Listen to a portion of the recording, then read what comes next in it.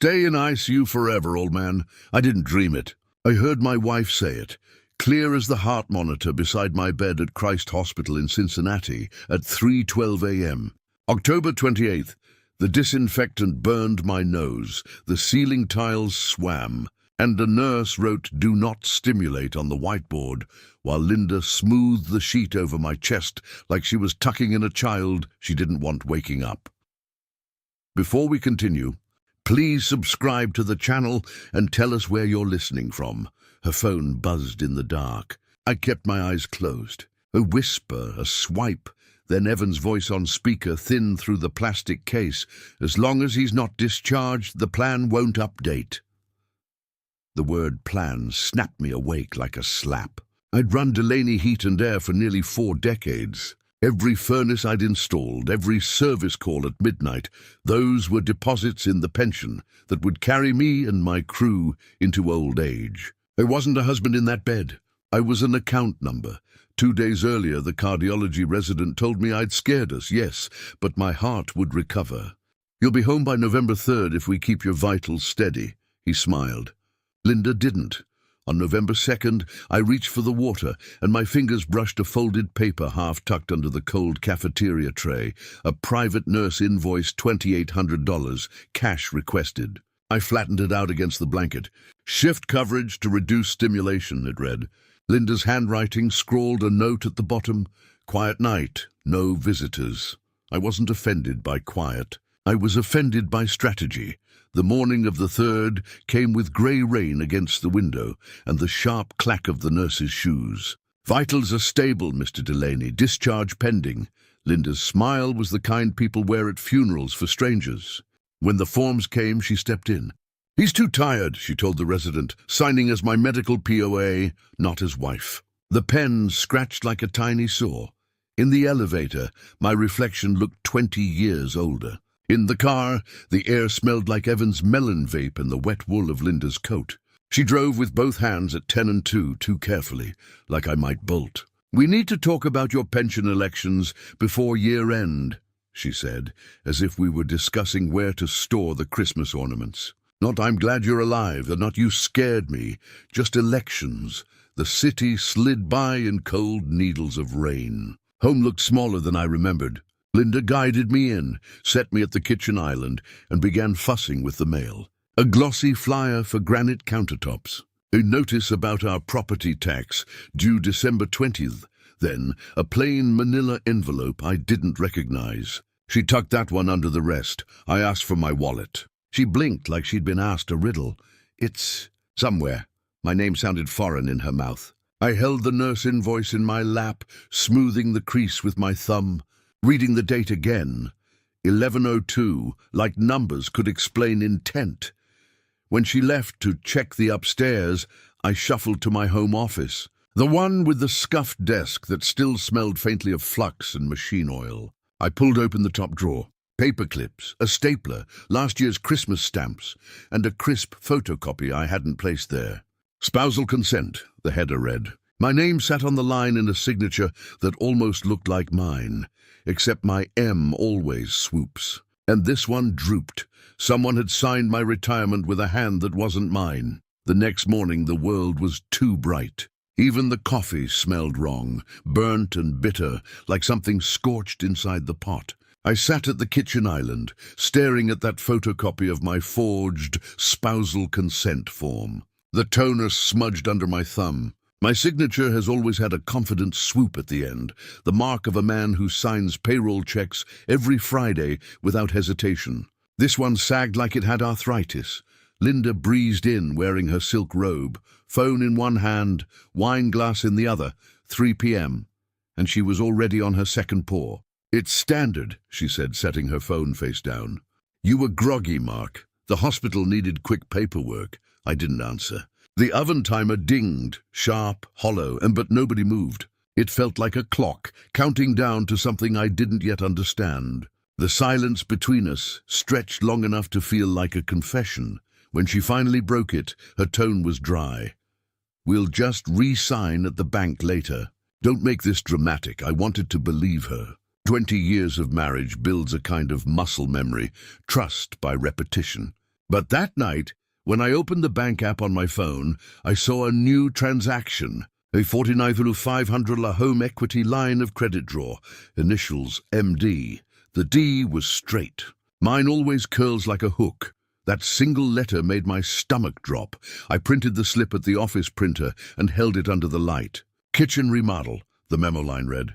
We hadn't remodeled a thing since 2018. I looked at the date, November 5th, and thought about that hospital bed, about the nurse's quiet handwriting on the whiteboard, "Do not stimulate." It was dawning on me. They weren't trying to calm my heart. They were trying to pause my life long enough to take it. I pressed play on my voicemail. Evan's voice, casual, confident, too familiar with things that weren't his business. Mum says, keep Dad calm. HR won't switch survivorship if he can't log in. The message played again when I didn't hit stop. Survivorship. That wasn't a word a stepson should know. It was a word lawyers used, plan administrators used, people with access they shouldn't have. I'd built Delaney Heat and Air from a single rusted van in 1987.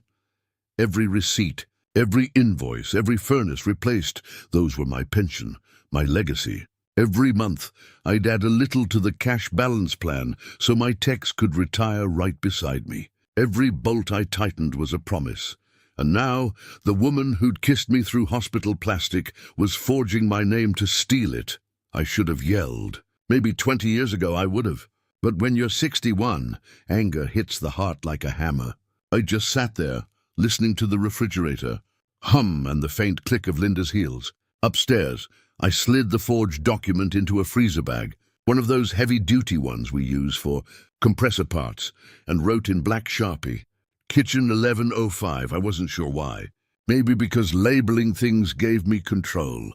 The dog scratched at the back door, whining. Old buddy, 14 years, bad hip, loyal to a fault. I opened the door and stepped out into the November drizzle. Cincinnati streetlights bled through the fog, halos around sodium bulbs.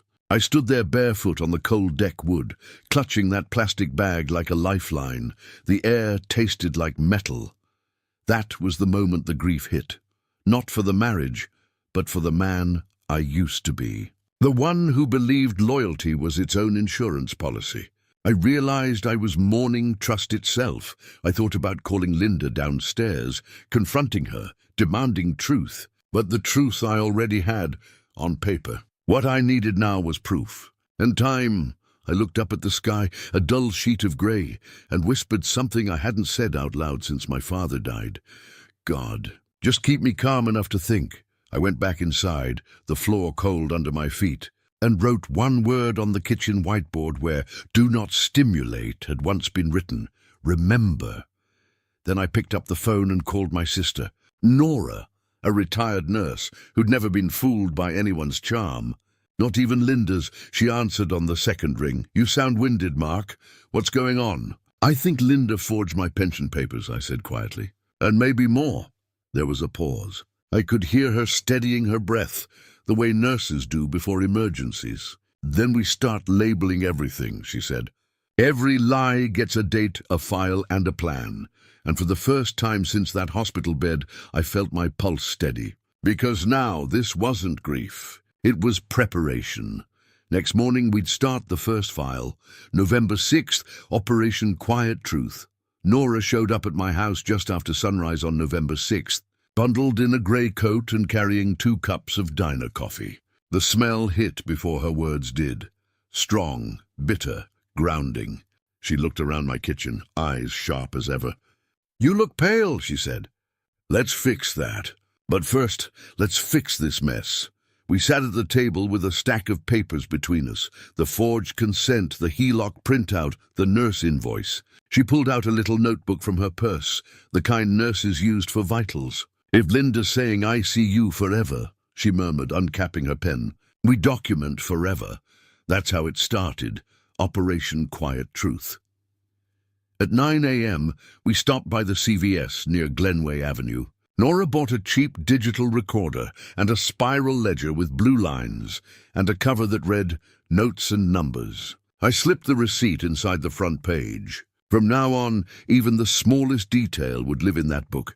Dates, calls, signatures, dollar amounts. No hunches, only evidence. Next call was to Carla, the forensic accountant I'd helped years ago when her brother's union job was at risk. She owed me one, and she never forgot a favor. I didn't need sympathy. I needed numbers. She agreed to meet that evening at her home office. "Bring statements," she said. "All of them. And your temper. Leave that behind." By noon, I sat in my truck in the parking lot of Delaney Heat and Air, the heater blasting. Opened the company laptop and checked recent transactions. Linda had authorized consulting payments, 12 of them, totaling $18,320 to someone named C. Garner. A quick look at the memo lines made me laugh without humor. Business advisory, market research, equipment audit. We hadn't done any of those. Garner was her cousin. That evening, Carla spread my files across her desk, reading with someone staging a liquidity shuffle before a marital split. "Clean the books, cry in court." She looked up, eyes narrowing. "You want my opinion?" I nodded. "To get a lawyer, not a family one, an ERISA guy." By 8:12 p.m., I was on the phone with Atty Holden, a specialist in retirement law. His voice was calm, seasoned, like he'd seen every flavor of betrayal money could buy. I told him about the forged consent, the HELOC, the hospital whisper. He paused just long enough to make me uneasy. "Mr. Delaney, I'll ask a question that might sound strange. Is there any chance your wife was ever legally married before you and never finalized the divorce?" I almost laughed. "That's not possible," I said. But then an image surfaced, a sun-bleached Nevada postcard that had sat for years in Linda's old cookbook. A chapel under a blue desert sky captioned, "Once is enough, unless it isn't." Holden's tone didn't change. "I'll email you a records request form for Clark County. Get it certified. If she's still legally attached to someone else, that's not gossip, and that's case law. And it could void her survivorship rights altogether." When I hung up, the air in the room shifted. I wasn't just betrayed. I was onto something provable. Nora helped me fill out the request form and sealed it in an envelope before I could overthink it. "Certified mail," she said, pressing the flap down. Never trust regular postage for liars. At 11:15 p.m., I sat at my desk under the yellow glow of the old banker's lamp, photographing the forged spousal consent with my phone.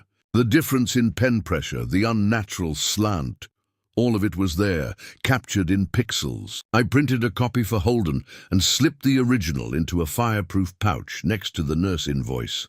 By midnight, the house was quiet, except for the hum of the refrigerator and Buddy's soft breathing at my feet. I could smell Linda's perfume lingering in the hallway, floral, expensive, suddenly nauseating.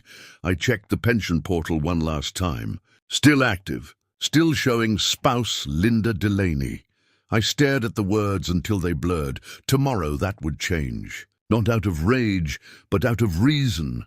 Because revenge, I was learning, isn't about striking fast. It's about documenting slow. At 8:31 a.m. the next morning, Holden called. His voice was steady, almost cheerful. "Meet me at the courthouse, Mark," he said. "We're filing a temporary restraining order. It's time to make your recovery official, on paper." Filing that TRO on November 8th felt like shedding a hospital gown and stepping into armor. The courthouse was gray and cold, the kind of place where words like permanent and irrevocable are born.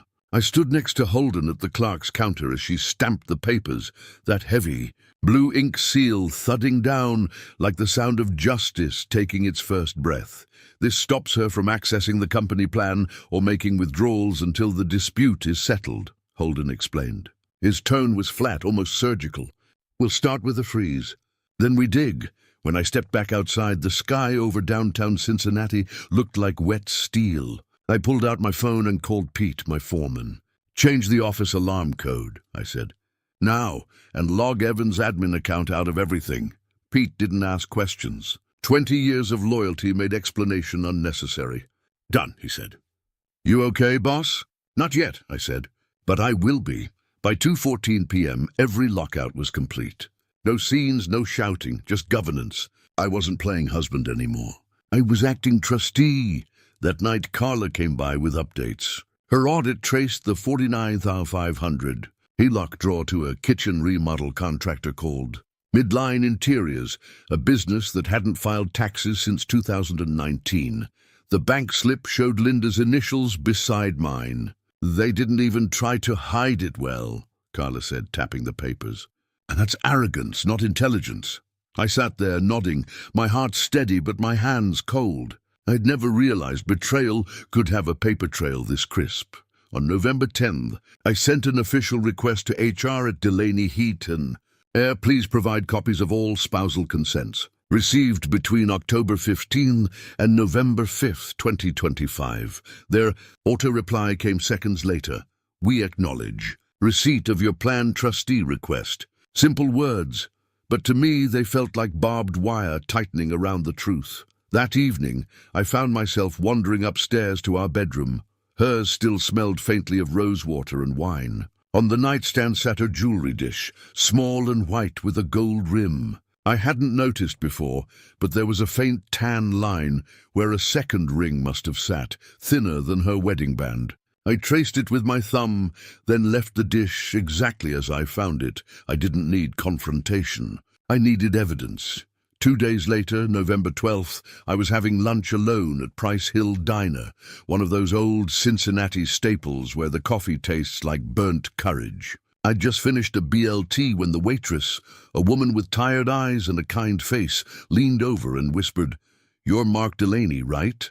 "Yeah," I said cautiously. "She comes in here on Thursdays," she said quietly, glancing toward the door. "Blonde hair, same last name on the card, always with a younger guy. Orders decaf, laughs too loud." She handed me a napkin before walking off. On it, in pen, she'd written, "Last seen 11/7, booth 5. The napkin smelled like bacon grease and burnt coffee. But to me, it smelled like confirmation. That night, I recorded a calm 2-minute voice message for Linda. "We're separating finances," I said evenly. "Pending a full review of the accounts." My tone wasn't angry. It was administrative, the way you tell someone a system update is required. I didn't mention the TRO. I didn't mention Nevada. I didn't mention the waitress. I wanted her comfortable, predictable, overconfident. Revenge, I was learning, isn't about reaction. It's about rhythm.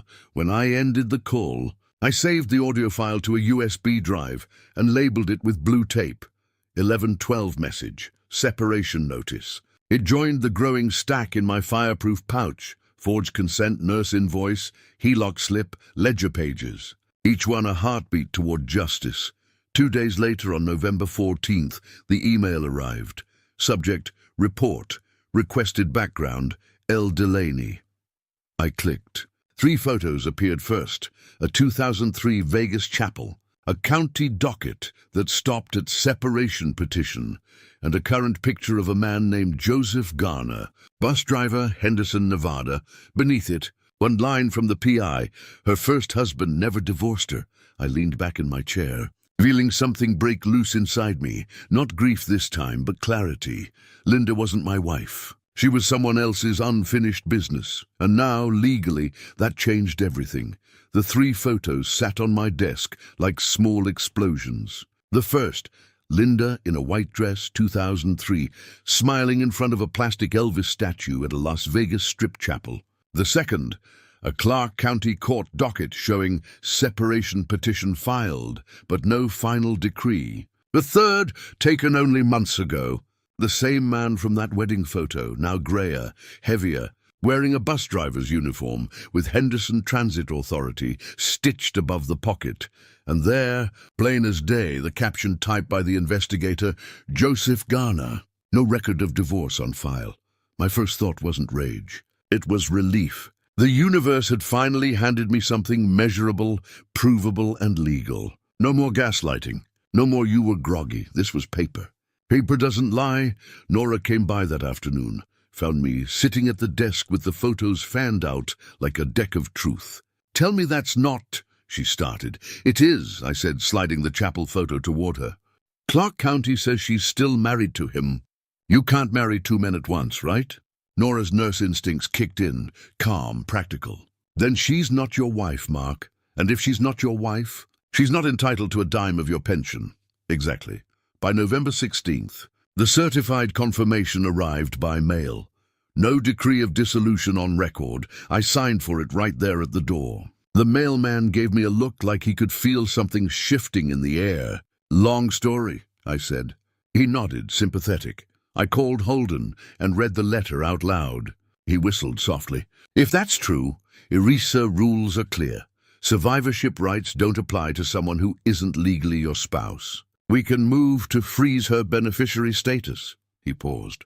You understand what this means, Mark? Once we file, it's over. She loses everything connected to your pension. I understand, I said. And I want it in motion before she smells smoke. But Linda already smelled smoke. On November 20th, she surprised me with a holiday dinner. It was far too early for Thanksgiving, but she insisted on cooking anyway. The dining room table was set for 2. Candles, cranberry sauce, the whole Norman Rockwell lie. The air reeked of cinnamon and deceit. She poured wine before I even sat down. I just think, she said, stirring gravy, that we should finalize your pension paperwork before the holidays. You don't want delays, right? Her tone was too light, practiced.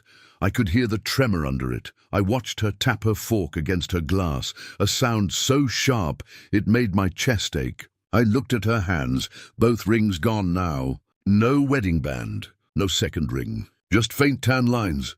Funny, I said. You used to wear 2 rings. What happened to the other one? She froze, then smiled too quickly. I had it cleaned.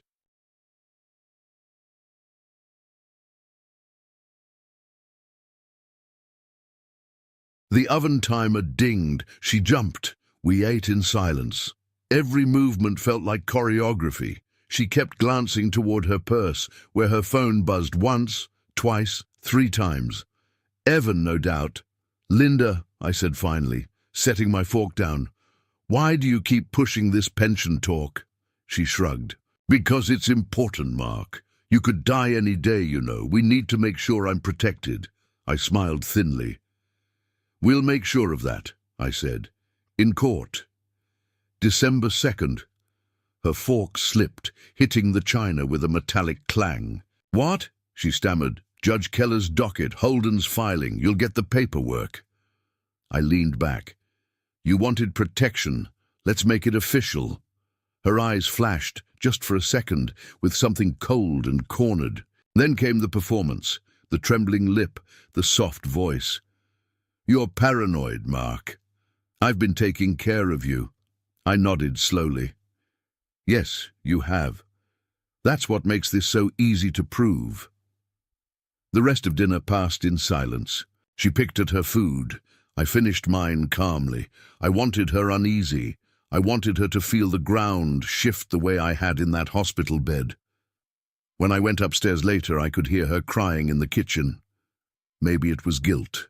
Maybe it was fear. Either way, it wasn't my concern anymore, because for the first time since that October night, the power had shifted. The next morning, Holden called. Judge Keller confirmed our hearing for December 2nd, he said. Bring everything, letters, invoices, the works. I'll be there, I told him, with every receipt. As I hung up, I looked out the window at the first snowflakes of the season dusting the yard. Cold, clean, unbothered by lies. It was almost poetic. Justice arriving in winter. December 2nd, grey sky over Hamilton County. Cincinnati felt half frozen, and so was I. I stood outside the courthouse in my best Navy suit, the one I'd worn to bid jobs, to funerals, and now to war. Nora patted my arm. Breathe. You've got the truth. That's oxygen enough. Inside courtroom 3B, the fluorescents hummed, like they always do in government buildings. The HVAC vent above the bench sighed. I'd installed that system 15 years ago. It was the same hum my company made when it worked right. Steady, honest. Linda sat at the respondent's table in a winter white suit, hair curled, expression rehearsed. Evan was behind her, scrolling his phone like this was a boring meeting. The moment I saw them, my pulse stayed level. I'd already bled out my rage weeks ago. Now there was only arithmetic. Judge Keller entered, gavel tapping once. "We're here on Delaney versus Delaney. Motion to confirm plan governance and freeze spousal survivorship pending dispute." Holden stood, calm as a surgeon. "Your Honor, the petitioner is not seeking dissolution or damages. He's seeking factual clarity, specifically whether Mrs. Delaney had lawful spousal standing under ERISA at the time of alleged forged documentation." Linda's lawyer, a man with a too-perfect tie knot, rose next. "My client maintains this is a tragic misunderstanding. Mr. Delaney recently suffered a cardiac event and may have confused paperwork signed during recovery." The judge looked over her glasses. "That your best shot?" Holden didn't waste breath. He reached into his briefcase and placed 3 documents on the evidence table: the Clark County certified letter, the diner napkin photo, and the forged spousal consent. No drama, no grand reveal, just quiet legal gravity. He said, "For the record, Clark County confirms no decree of dissolution in Garner versus Garner, filed 2003.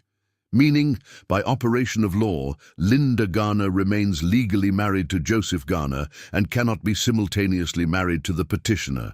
You could have heard a pen drop. Linda's lawyer flipped through the papers, jaw tightening. "We'll need time to verify." Holden cut in, still calm. "Verification already attached, certified copy, docket stamped." He paused, sliding.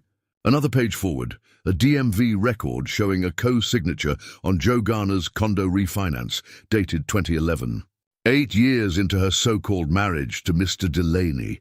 Judge Keller leaned back, tapping the arm of her chair. "So the lady doubled up," she said dryly. "That about right?" Linda let out a brittle laugh, the same one she used when the thermostat blinked error. "Joe and I separated years ago," she said, waving a manicured hand. "This is ancient history." Holden didn't raise his voice. "Ancient history still counts when it's never closed, Mrs. Garner." Evan looked up for the first time, eyes darting between us. "Mom, what are they saying?" he whispered. She hissed, "Quiet." Holden handed the judge one last sheet, my HR email from November 10th, acknowledging the trustee request to review spousal consents. "Timing aligns perfectly, Your Honor." Forged forms submitted while petitioner was hospitalized. Attempted Hellock draw immediately after, pattern consistent with financial coercion. The judge studied the papers, then fixed Linda with the kind of look that melts lies. "Mrs. Garner, did you sign this man's name on a retirement form?" Linda's lipstick trembled. "He told me to." I spoke for the first time. "No, I didn't. Just 4 words. The sound of truth can be small and still fill a room." Judge Keller rapped the gavel once. "Enough." She leaned toward the clerk. "Mark as exhibits A through E." Then she looked back at us. "This court recognizes a substantial question as to legal marriage and potential document forgery. The petitioner is authorized as trustee to implement a fraud hold on the plan's spousal survivorship pending verification." Linda blinked. "You can't just—" "I just did," the judge said, standing. 10-minute recess." As the courtroom emptied, I stayed seated. Nora squeezed my shoulder. Holden gave a quiet nod. Evan muttered something to his mother, but she ignored him, her eyes darting toward me, like maybe she could still talk her way out of this. The bailiff opened the side door. Cold air rushed in from the hallway. I stepped through it, feeling 20 pounds lighter. Holden followed.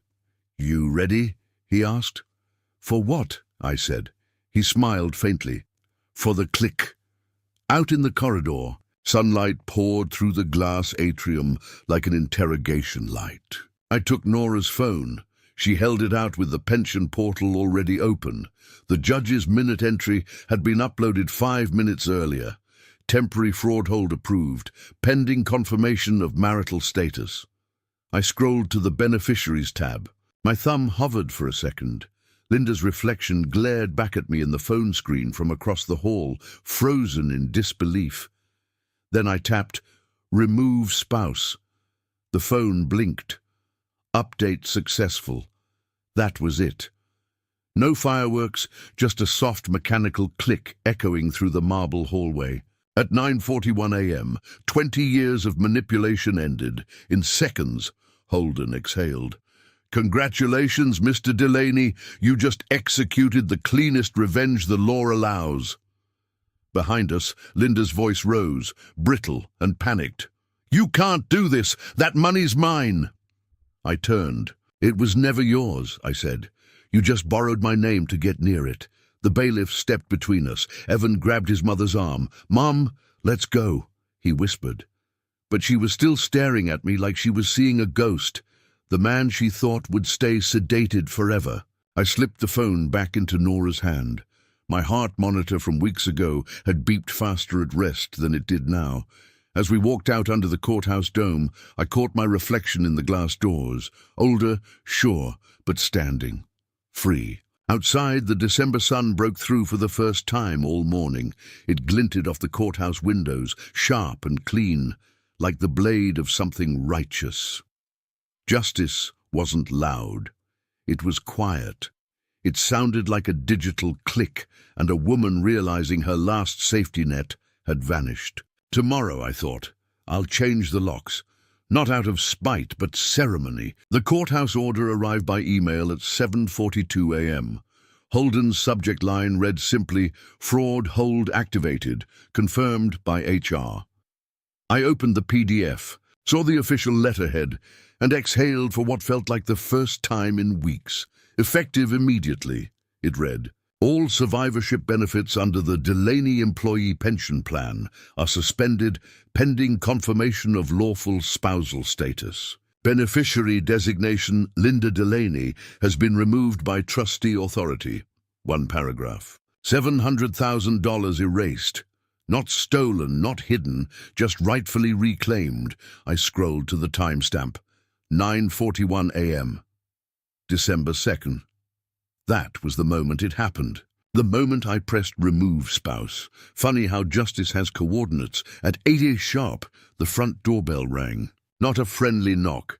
That fast, nervous ring that comes from guilt. Linda stood on the porch, coat half-buttoned, hair unbrushed, mascara smudged. Evan hovered behind her, pale and silent. "You froze everything," she said, voice trembling. "You had no right." "I had every right," I said, stepping aside so the dog wouldn't bark.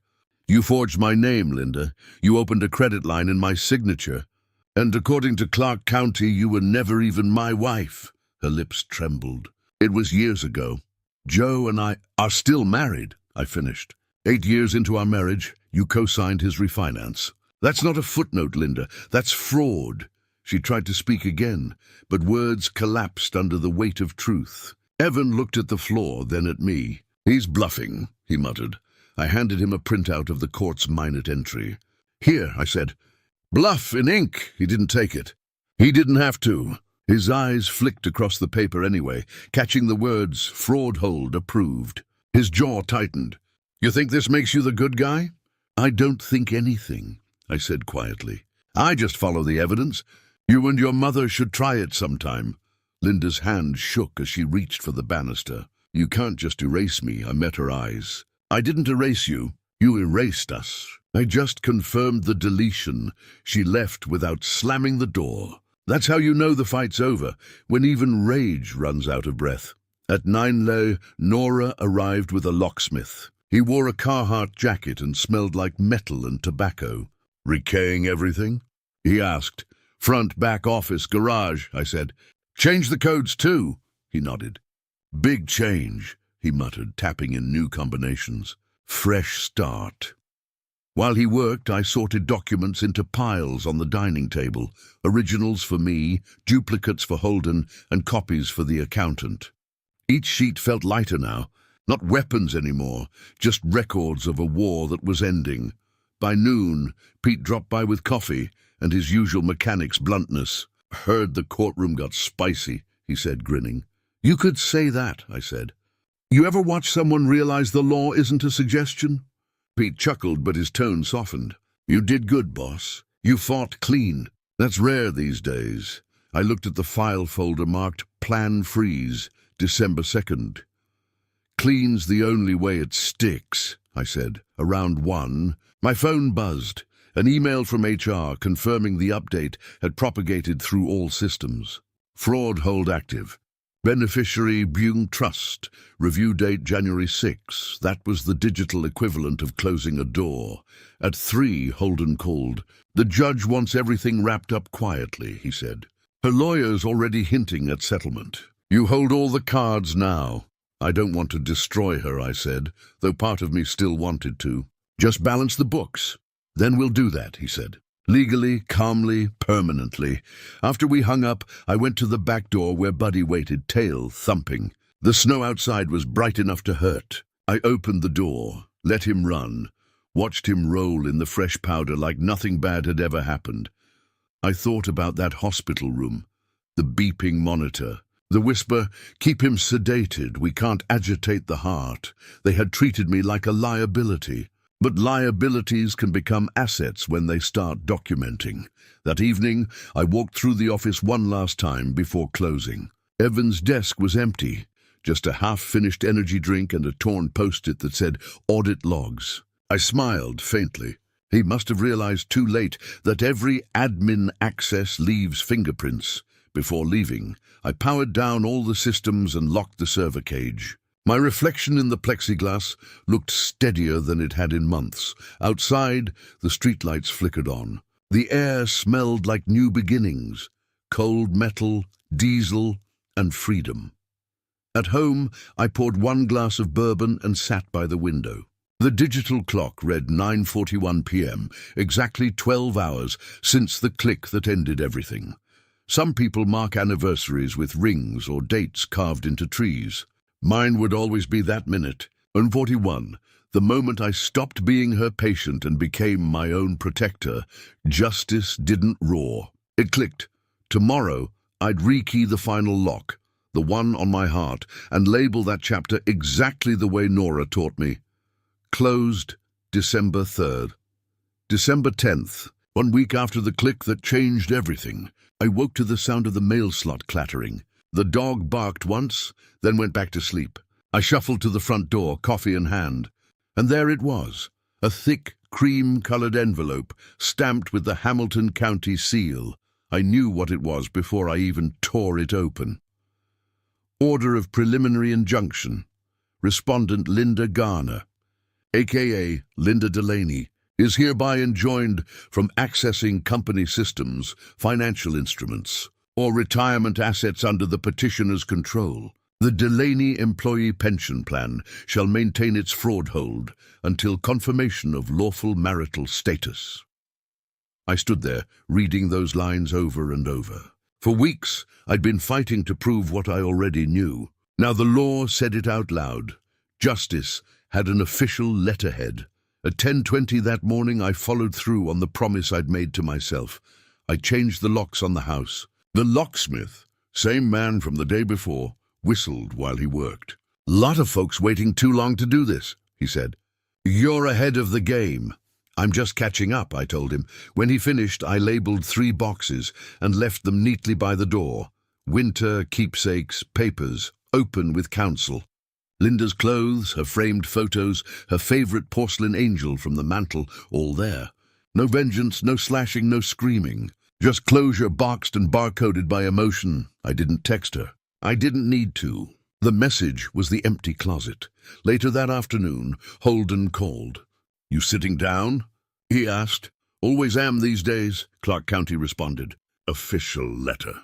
No divorce decree ever recorded. Separation petition unresolved. For a moment, I just listened to the hum of the office HVAC through the phone. Same hum I'd installed years ago, steady, controlled. What does that mean exactly? It means legally she was never your wife, which means every consent she signed, every withdrawal she made, every claim to survivorship, null and void. Permanently? Permanently, he said. There was a long pause, then I heard his pen click. "I'll be filing to have her survivorship formally denied. The judge will probably refer the forged signature to the county prosecutor for review." I smiled. Not wide, just the kind of quiet smile you give when the weight lifts and you realize you've been walking uphill for months. She forged my name, I said. Now the paper's signing back. By the next day, December 11th, Carla delivered her final report, every withdrawal, every falsified check. She traced $200 in cash withdrawals to a joint account Linda accessed the week I was in ICU. Pattern's clean, she said. No gray area. You froze. You win. She handed me a manila folder and added softly, "This is what ethical revenge looks like, Mark. Clean math." On December 12th, the final confirmation arrived. No divorce on record. Separation petition unresolved. Those 8 words stripped 20 years of lies down to paperwork. When Holden called to read the judge's final summary a week later, I wrote every line in my ledger, neat and slow. Spousal status not established. Survivorship denied. Forgery referred to prosecutor. I didn't feel triumphant. I felt precise. It wasn't revenge anymore. It was repair, because the truth is, the law didn't care about my feelings. It cared about the facts, but that was enough. Facts hold. Feelings fade. Linda's lawyer emailed Holden the next morning, asking for a quiet settlement. No press, no noise, just terms. Holden's reply was one sentence: "My client agrees." The terms were simple. Linda kept her car, her jewelry, and her personal accounts. I kept the house, the company, and the pension. The HELOC debt shifted entirely to her. We didn't meet again. No dramatic goodbye. Just signatures and silence. That evening I locked the office for the first time without fear. The thermostat read 68 degrees. Steady, perfect, balanced. I stood there a long while, hand on the door, listening to the quiet hum of the furnace. It wasn't rage keeping the room warm anymore. It was justice. December 18th arrived quiet and grey, the kind of Ohio morning where the sky looks half erased. The storm had passed, both the literal one and the one with a face and a wedding ring that never meant anything. I parked outside the Delaney Heat and Air warehouse and sat there for a minute, watching steam rise from the roof vents. This place had been my real marriage. Inside, the shop smelled like metal and dust, the scent of work, of honest sweat. Rows of copper coils, sealed compressors, filters stacked to the ceiling. Each one was a promise I'd made to someone who trusted me to keep the heat on. I walked the floor, running my hand along the cold aluminum, and realized I didn't need forgiveness. Every furnace I'd ever installed was another brick in my retirement. Every receipt a testimony that I'd built something real while Linda built illusions.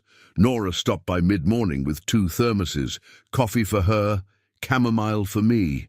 "You look lighter," she said, sitting on an overturned crate. "I feel like I finally exhaled," I said.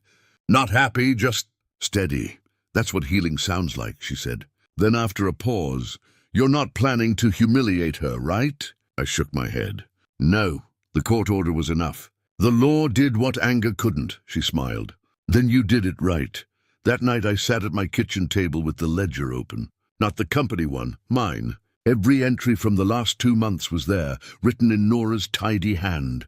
Oct 28, do not stimulate. Note 5, HELOC $49,500. Deck 2, fraud hold approved. 9:41 a.m. 2 months of chaos, reduced to calm handwriting and simple numbers. I touched the line that read 9:41 a.m. and smiled. That moment used to replay in my head like a movie. Now it played like a lesson. I poured a cup of tea and stared at the note taped to the refrigerator. The same one I'd written weeks ago. Remember, the oven timer dinged. The same sound that once filled my house with tension now just told me dinner was ready. The dog barked once, demanding his share, tail wagging like he didn't care about court orders or pension freezes. I sat back and thought about everything I hadn't done. I hadn't posted about it. I hadn't shouted. I hadn't destroyed her car or her name. I'd done something rarer. I'd outlasted her quietly. The real revenge wasn't what I took. It was what I kept. My integrity, my company, my calm. Later I got an email from Evan, just one line. "I'm sorry, I read it 3 times. Then I typed 2 words back, "Do better." No anger, no lecture, just instruction. Because the next generation learns by how we end our fights. Before bed, I checked the pension portal one last time. The beneficiary line read simply, Delaney Employee Trust. Clean, honest, not a person, but a principle. I replaced the plan's 2FA from Nora's backup phone to mine, smiled and locked it away in the desk drawer. Then I stood by the window, watching the snow outside. Every flake was another piece of proof that you can rebuild quietly after destruction. No fire required. Nora's words echoed in my head. Your heart is a muscle. Boundaries are too, she was right. The more you use them, the stronger they get. I raised my mug, whispered to the empty room, to boundaries, and drank. Out in the dark, the snow kept falling steady, patient, unbothered. I thought about that hospital note, do not stimulate. And I laughed softly to myself. Waking up had been the most stimulating thing I'd ever done. Christmas was coming. So was the paperwork. Justice was already here. December 22nd, the date stamped at the top of the final order, arrived with soft snow and a silence I'd earned. The case was closed. The pension survivorship removal permanent. The Delaney Employee Trust now sat as the sole beneficiary. I didn't need to read the order twice. I just folded it once, slid it into my ledger, and wrote next to it in blue ink, finalized. Outside, the air smelled of snow and diesel, Cincinnati in winter. Inside, the house was clean again, no perfume, no tension, no secrets in drawers. I made a pot of coffee, poured a cup into my old Best HVAC tech mug, and smiled at the irony. It wasn't the best coffee, but it was honest. At the shop, the guys gathered in the break room, same table we'd used for safety meetings. Pete had brought a grocery store sheet cake, frosting thick as drywall paste. To the boss, he said, handing me a knife, and to the pension that ain't going anywhere. The room erupted in laughter, the kind that comes from people who've seen you at your worst and still clock in the next day. I cut the cake, uneven as always, and told them the truth. The plan's safe. You'll retire when you're supposed to. I'm just the custodian again, like it should be. Someone whistled. Someone else clapped. I realized then that this, not money, it was my legacy. A dozen people who trusted me with their futures, and I'd almost let someone turn it into a heist. After everyone left, I sat alone in the office with one small errand left. I'd kept the nurse's $2,800 invoice from that ICU week, the one Linda had used to keep me sedated. Her name wasn't on it, just initials, M. Ross, RN. She'd only done her job. I wrote her a check for the same amount and added a note. You followed instructions, not intentions. Thank you. Then I mailed it, because even collateral damage deserves compassion. That evening the house felt warm again, not from the furnace, but from the absence of deceit. The dog lay by the fire, tail twitching in sleep.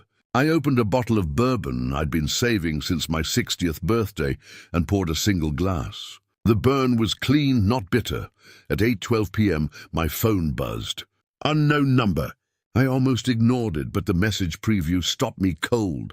Linda, I never meant to hurt you. I just wanted to feel safe. I stared at it for a long time, thumb hovering over the keyboard. What do you even say to someone who weaponized your trust? I drafted 5 different replies, some angry, some poetic. One just the word, why. Then I deleted them all. Finally, I typed 6 words, we both meant to live. Goodbye. I hit send and turned off the phone. Outside, the snow came down heavier now, muffling the world. I changed the porch light bulb, the same one that had flickered the night I collapsed.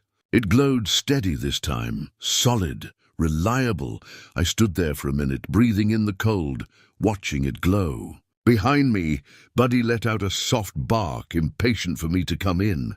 I laughed, that deep kind of laugh that feels like exhaling months of tightness. Inside, the warmth wrapped around me like forgiveness. I set my ledger on the counter and looked at the last line I'd written. December 22nd. Final order entered. Beneath it, I added one more. December 23rd, begin again, no fireworks. No revenge victory lap, just a man, a house, a company, and a quiet heart finally beating at its own rhythm. Outside, Christmas lights blinked from neighboring houses, their reflections flickering across the snow. Each one looked like a heartbeat, proof that life, even after betrayal, keeps pulsing forward. I poured the last sip of bourbon, raised it toward the window and whispered to the empty night. To peace earned the hard way. The bulb above the door burned steady, the house stayed warm, and for the first time in months, I felt truly home. December 28th, 5 days after the final order, 3 after Christmas. The house was quiet, still smelling faintly of pine and wood polish. I'd spent the morning sorting end-of-year invoices when I heard the mail slot clatter again. A manila envelope slid across the floor. No return address, just my name written in neat, looping cursive. I opened it with a kitchen knife, and out slid a glossy brochure. A cartoon Elvis, grinning in gold ink, pointing to block letters that read, "Renew your vows, any time. Forever Chapel, Las Vegas, Nevada." My hands froze. The same chapel where Linda had married Joe in 2003, the one that never filed a divorce. For a second I just stared. Then I started to laugh. Not the sharp, angry kind, the slow, disbelieving one that sneaks out when the universe plays its best joke. Some vows need renewing. Some need releasing. I slid the brochure into my ledger under the tab artifacts and wrote beside it, "Received Deck 28. From Forever Chapel." Life has a sense of humor. That laugh turned into something softer.